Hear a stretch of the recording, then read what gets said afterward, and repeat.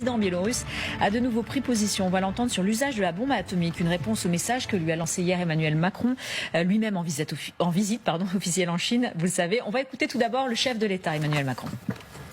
En aucun cas, il ne puisse y avoir de déploiement d'armes nucléaires en dehors du territoire des États dotés, en particulier en Europe. Et à cet égard, chacun doit être rappelé à ses devoirs, en particulier la Russie qui a annoncé il y a quelques jours vouloir déployer en Biélorussie de telles armes, ce qui est non conforme aux engagements pris à votre égard, à notre égard et au droit international. Et maintenant, la réponse du président biélorusse Loukachenko. Comme dirait notre chef d'aide, écoutez bien, chaque mot compte.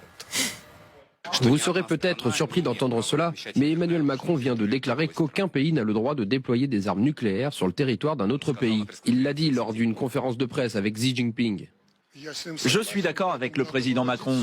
D'ailleurs, à ce titre, les Américains devraient retirer toutes les armes nucléaires des 5 ou 6 pays où ils les ont déployées. Point final. En fait, je vais vous dire, je suis assez radical sur ce point. Je pense qu'on devrait rassembler toutes les armes nucléaires du monde en une grande pile et les détruire littéralement. C'est tout. Alors, il est facile de parler comme notre camarade. Tout le monde peut le faire. Mais alors, faisons-le. Mettons tout en tas et détruisons tout l'arsenal nucléaire du monde. C'est la meilleure solution. Mais pour l'instant, on va agir comme eux. Général Chauvency, hier, à votre place, nous avions notre spécialiste en armes, Marc Chassillan, qui nous disait un peu la même chose, c'est-à-dire que les Américains qui ont reproché, bien évidemment, cette installation d'armes nucléaires russes en Biélorussie devraient balayer devant leur porte. Il n'a pas totalement tort, mais il y a un traité qui a été signé en 1967, le TNP, justement précisant ce qu'a dit le président Macron.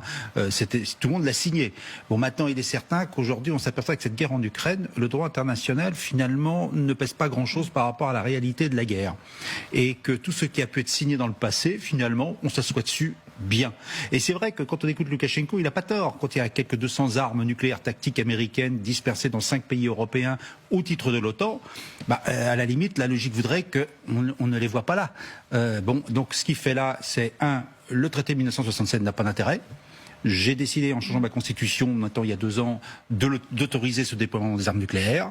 J'ai un accord, un arrangement avec Vladimir Poutine. Je vais proposer effectivement que ces armes nucléaires viennent chez moi.